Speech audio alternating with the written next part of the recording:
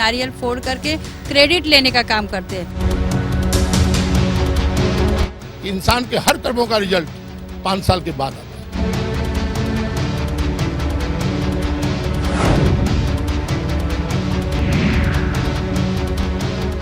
नमस्कार, मैं हूं अवनींद्र रास्तों से आपका बहुत बहुत स्वागत है हमारे खास कार्यक्रम मुंबई की आवाज़ में। आज हम बात करेंगे पोईसर जिमखाना जो कांदिवली वेस्ट इलाके में है, और गोपाल शेट्टी जी हमारे साथ हैं जिन्होंने एक अथक प्रयास किया है, मेहनत की है, और इसका जो पूरा भविष्य है, एक बार कैमरा पैन करके दिखाइए कि यही वो फील्ड है जिस पर अलग अलग तरीके से लोग अपनी नज़रें लगाए थे, और गोपाल शेट्टी साहब के प्रयास से इसका भविष्य जो है वो उज्जवल हो गया है। जाहिर तौर पर आज उसी कड़ी में यहाँ पर युवाओं को जोड़ने का काम किया जा रहा है क्रिकेट के जरिए, और जाहिर तौर पर इसके जो इंस्पिरेशन है वो गोपाल शेट्टी जी हैं, और हमेशा ये कहते हैं कि देश का युवा आगे बढ़ना चाहिए। सर, कैसे देखते हैं युवाओं के भविष्य को? नहीं, देखिए, देश में जब प्रधानमंत्री बार बार इस बात को जोर दे रहे कि आने वाले दिनों में युवा शक्ति देश में 40-45% है, तो यही देश को आगे बढ़ाएंगे। और इतनी बड़ी शक्ति को हमको आने वाले दिनों में उनको रोजगार उपलब्ध करके देना है, उनको पढ़ाई की व्यवस्था करनी है, इन सारी बातों की हमको व्यवस्था आने वाले दिनों में करनी है। युवाओं के लिए हमको करना पड़ेगा, और युवा आने वाले दिनों में देश को चलाएंगे। तो युवाओं को खेल कूद के लिए इतनी सारी व्यवस्थाएं भी हमने की है यहाँ पर। अभी मुंबई महानगर पालिका के दिमाग में इस प्रकार की बातें आती है कि वो इनको चलाएंगे, लेंगे। हमने कहा कि हार्दिक स्वागत है, आइए, आप लीजिए, चलाइए, अच्छी बात है। लेकिन देश के प्रधानमंत्री कहते हैं कि वह जन भागीदारी से काम करो। कोई महानगर पालिका, कोई राज्य सरकार, कोई केंद्र सरकार इतने बड़े देश के सारे लोगों की सारी समस्या सरकार के माध्यम से हम छुड़ा नहीं पाएंगे। तो जन भागीदारी के माध्यम से ही ये सारा काम हो सकता है। जन भागीदारी में बहुत बड़ी ताकत है। जन भागीदारी में पैसे कम लगते हैं और आप चीज़ें अच्छी निर्माण कर सकते हो। कॉन्ट्रैक्ट सिस्टम में, सरकारी नियमों में काम कम होता है, गड़बड़ ज़्यादा, घोटाले ज़्यादा, कमीशन, ये सारे बातों का उसमें समाविष्ट होता है। तो जन भागीदारी में बहुत बड़ी ताकत है। मैंने अपने जीवन में जन भागीदारी के माध्यम से बहुत सारे प्रकल्पों का निर्माण किया है बोरेली में, और उसको लोग अच्छी तरह से उपयोग करते हैं। ये हमारा पोईसर जिमखाना है, यहाँ पर निःशुल्क काम करने वाले सब कार्यकर्ता है, जो लोग हैं वो भी कम पगार में काम करते हैं। तो ये इतनी अच्छी सुविधा हम यहाँ पर लोगों को दे सकते हैं। अब तो साहब 9:15 बज गए, आप सुबह 6 बजे आकर देखेंगे तो जॉगिंग ट्रैक पे कितने हज़ार लोग चलते हैं, ये आपको पता चलेगा। आप अगर शाम को यहाँ पर आएंगे तो कितने हज़ार बच्चे और उनकी माताएं साथ में आती है, ये यहाँ पर पता चलेगा। मैं मुंबई महानगर पालिका के आयुक्त को और उनके सभी साथियों को इस बात का आह्वान देना चाहता हूँ। यहाँ पर रानी की बाग जो गार्डन है भाईकल्ला में, रानी बाग, वहाँ पर आप कितना पैसा जमा करते हो, कितना खर्चा करते हो, वहाँ पर कितने लोग आते हैं, ये देखो। और गोपाल शेट्टी ने बोरेली में जितने गार्डन, प्लेग्राउंड निर्माण किए हैं, ये सारे लोगों का मेंटेन में कितना पैसा कॉरपोरेशन खर्चा करती है, और वहाँ पर कितना लोग आते हैं, ये देखे। अगर मैं पीछे रह गया तो मैं तुरंत मेरा सामाजिक जीवन से त्याग देकर उसका भरपाई आने वाले दिनों में और करने का प्रयास करूंगा। अगर कॉरपोरेशन मुझे कहेंगी कि हम 100% सही है और आप 90% हो, तो बचे हुए 10% को मैं वो गैप को भरने के लिए काम करूंगा, सभी प्रकार के पद और प्रतिष्ठा को छोड़कर। शेट्टी साहब, आपने जिस तरह से युवाओं को जोड़ा है, आपने देखा होगा कि जवाहरलाल यूनिवर्सिटी जो है, जेएनयू की बात हो रही है, यहाँ पर राष्ट्रद्रोह की बात पनप के आ रही है कि हमारे देश में कुछ गद्दार ऐसे हैं जो घर का भेदी लंका ढाने की बात को चरितार्थ करते हैं। आप जो युवा हैं, इनको क्या संदेश देना चाहेंगे कि किस तरह से ऐसी समस्याओं से निपटें? देखिए, मैं बहुत बड़ी बात करना चाहता हूँ कि देश में गद्दार कोई नहीं है। देश में अगर कोई गद्दार है तो नेता है, पॉलिटिकल पार्टी के नेता है, ये सारे गद्दार लोग हैं। नेता बच्चों को उकसाते हैं, नेता गलत काम को सपोर्ट करते हैं, तब तो ऐसे लोग निर्माण होते हैं ना। घर में अगर माता पिता अपने बच्चों को पहले दिन से संस्कार देते हैं तो बच्चे समाज के लिए अच्छे होकर निकलते हैं। तो देश का नेता भी अपने देश के जो बच्चे हैं, अपने देश के जो नागरिक हैं, उनको संस्कारित करने का प्रयास करना चाहिए। उनको अपने पॉलिटिकल लाभ के लिए उनको उपयोग करके उनका जीवन भी बर्बाद करना और देश का भविष्य भी बर्बाद करना, इस बात को ना तो मेरी पार्टी मानती है, ना मैं मानता हूँ। अगर राहुल गांधी की बात करें, उन्होंने साफ साफ दावा किया है कि आरएसएस के खिलाफ, बीजेपी के खिलाफ कोई भी कुछ बोलता है तो उसको देशद्रोही बता दिया जाता है। आप कैसे देखते हैं इस बयान को? देखिए, आगे आने वाले दिनों में हमको भारत देश को अगर आगे ले जाना है तो राहुल गांधी को माइनस और उसको भूलकर हमको बात करनी होगी। काहे के लिए सवेरे सवेरे राहुल गांधी का नाम लेकर अपना दिन बिगाड़ना चाहिए, ऐसा मुझे बिल्कुल लगता है। बात करने के लिए शुक्रिया। और निश्चित रूप से युवाओं की भी एक जिम्मेदारी है कि इस तरह के जो नेता जनप्रतिनिधित्व का काम करते हैं और जन भागीदारी की बात करते हैं, उस भावना को समझने की जरूरत है। हमसे बहुत बात करने के लिए शुक्रिया। और जाहिर तौर पर आज हम ये जानने की कोशिश करेंगे कि आज का युवा कितना बदला है। जनक, आपसे जानना चाहिए, ये पूरा जो आयोजन है इसके पीछे क्या कारण है? क्या आपको लगता है कि वाकई आज हम भगवान शंकर का नाम लेके ही एक दूसरे को जोड़ सकते हैं? हमारे समाज में युवाओं की संख्या काफ़ी ज़्यादा है।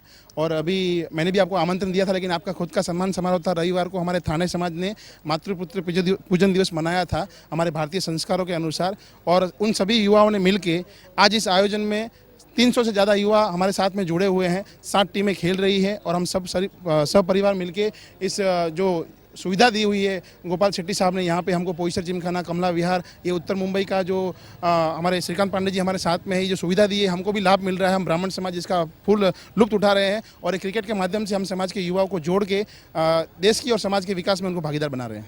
लेकिन अगर हम नेताओं की बात करें, भले नेता साहब कुछ भी बोले, एमपी साहब कुछ भी बोले, कोई भी नेता, लेकिन उसका जो मकसद होता है तो दुनिया जानती है। क्या आपको लगता है कि उनका भी इस वर्ग से जुड़ने का मकसद वोट बैंक हो सकता है? देखिए, वोट बैंक वो बनता है जो भ्रमित होता है, और देश का आज का युवा काफ़ी शिक्षित है, उसको मालूम है कि कहाँ जाना है।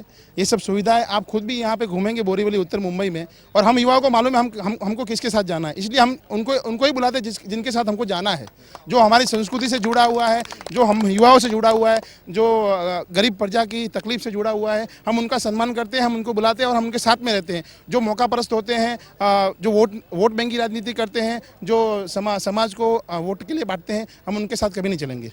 अगर हम युवाओं की बात करें तो आपको जो युवा वर्ग है उससे किस तरह का फीडबैक मिलता है? क्योंकि दिल्ली में हाहाकार मचा हुआ है, लोग देशद्रोह की बात करने लगे हैं।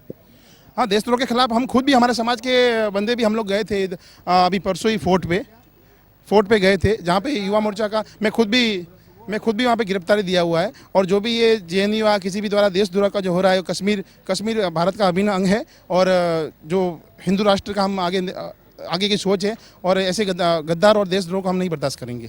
तो ये आज की सोच है, और जाहिर तौर पर जनक का मकसद यही है कि आज हम युवाओं को आगे बढ़ने का काम करना तो चाहिए ही, साथ ही साथ समाज के उस वर्ग को भी जोड़ने का काम करना चाहिए जिस तरह से आज खतरा उत्पन्न हो रहा है अपने देश में। अपने घर में जब इस तरह का संकट पैदा होता है तो आपको नहीं लगता कि एक तमाचा मारा जाता है समाज के ऊपर कि सबका साथ सबका विकास?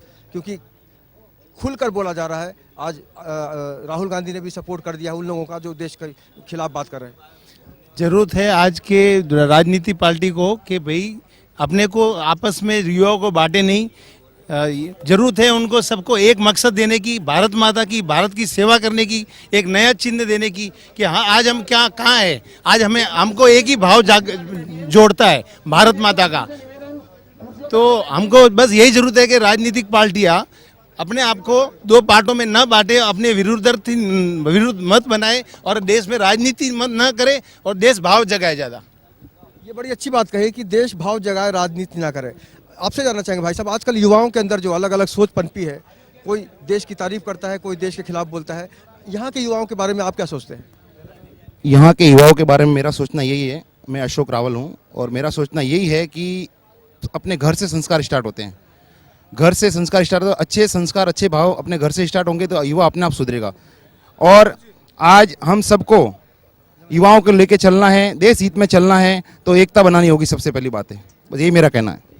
तो एकता से ही देश की जो तस्वीर है वो बदल सकती है। जाहिर तौर पर ये जो ट्रॉफीज रखे हुए हैं, इसका मकसद सिर्फ यही है कि लोगों का उत्साह जो है उसमें श्री वृद्धि की जाए। और जाहिर तौर पर विकास की बात करने वाली जो सरकार है उसके दावों में सच्चाई तब होती है जो समाज का हर तबका महसूस करता है। सर, आपसे जानना चाहेंगे कि आज युवाओं में अलग अलग मान्यताएं बढ़ती जा रही हैं, कोई देश प्रेम की बात करता है, कोई देशद्रोह की बात करता है।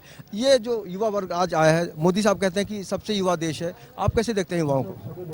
नहीं, सबसे युवा देश है ये मोदी जी कहते हैं इसलिए नहीं है। पूरा देश में जो आबादी युवाओं की सबसे अधिक है, 65%, 60% के आसपास है। पूरी दुनिया में इतने युवा कहीं भी नहीं है, इसलिए हमारा देश युवा है। क्योंकि मोदी जी कहते हैं तो लोग बोलेंगे नहीं, मोदी जी ठीक नहीं बोलते हैं, क्योंकि आज का ऐसा फैशन हो गया है कि मोदी जी बोले वो ठीक नहीं है। चाहे भले वो अच्छी बात बोले, खराब बोले तो खराबी है, पर अच्छी बोले तो भी खराब बात है। ऐसा हो गया अभी आपने चर्चा भी किया, आपने माननीय सांसद महोदय से जेएनयू के बारे में चर्चा किया। अभी बताइए, राहुल गांधी बोलते हैं कि भाई जो देशद्रोह करने वाले उनको दबाने वाले देशद्रोही हैं। अभी वहाँ कल देखिए बंगाल में भी हुआ, जादवपुर में आपने देखा होगा, आप तो चैनल में ही है। सारे लोग खुलेआम नारे लगा रहे हैं देशद्रोह के। अब जल गुरु उनका भी मॉडल हो गया है। अभी उसके बाद कश्मीर अलग चाहिए, मणिपुर अलग चाहिए। कश्मीर नहीं, मणिपुर के बारे में, दूसरे तीसरे के बारे में सारी चर्चा कर रहे थे लोग। अगर ये देशद्रोह नहीं तो क्या है? अभी राहुल गांधी को समझाना चाहिए कि भाई अगर सर, ऐसा कह सकते हैं सर, आप जिस तरह से खेल के मैदान में बैठे हैं, आपको लगता है कि चंद नेता ऐसे भी हमारे देश में जो भविष्य से खिलवाड़ कर रहे हैं? ये बराबर है, चंद नहीं, ज़्यादा लोग तो समझ लीजिए। अभी पूरी वामपंथी तो थे ही, ये तो अपने देश के साथ कभी रहे ही नहीं। इनको तो क्या है, जब भी रूस में जो है बरसात होती है तब यहाँ छाता लगाते हैं, चीन में बरसात होती है तब छाता लगाते हैं। तो वामपंथी तो थे ही, साथ साथ कांग्रेस भी उनके साथ में हो गए। उसका कुछ स्वार्थ होगा कि भाई पश्चिम बंगाल में चुनाव होने वाला है, हमारे साथ वामपंथी आ जाएंगे तो हमको 2-4 सीट मिल जाएगी, इससे अधिक कुछ उनका स्वार्थ होने वाला नहीं। लेकिन उतने भी स्वार्थ के लिए भी राहुल गांधी पगला गए हैं एकदम से, और जो मन में आता है वो बोलते हैं। अभी सब देश दुनिया का समर्थन करते हैं। अगर जो जमुई में हुआ, जो यादवपुर में हुआ, उसका समर्थन कांग्रेस करती है तो देश उसका जवाब देगा कि भाई आप देश के समर्थक हैं, देश के चिंतक हैं, या देश के द्रोही हैं। ऐसा लेकिन अगर हम प्रभाव की बात करें तो राहुल गांधी से ऐसा नहीं है कि युवा प्रभावित नहीं होता।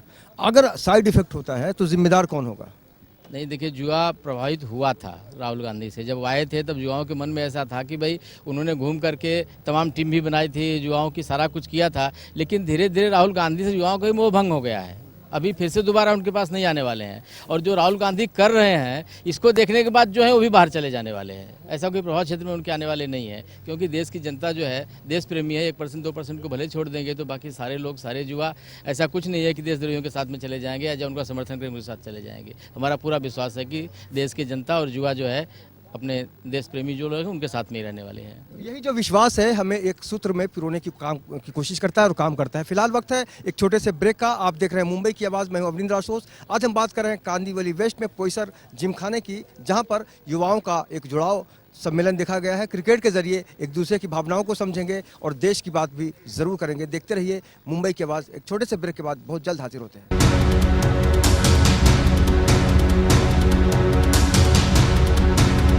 नारियल फोड़ करके क्रेडिट लेने का काम करते हैं। इंसान के हर कर्मों का रिजल्ट 5 साल के बाद आता है।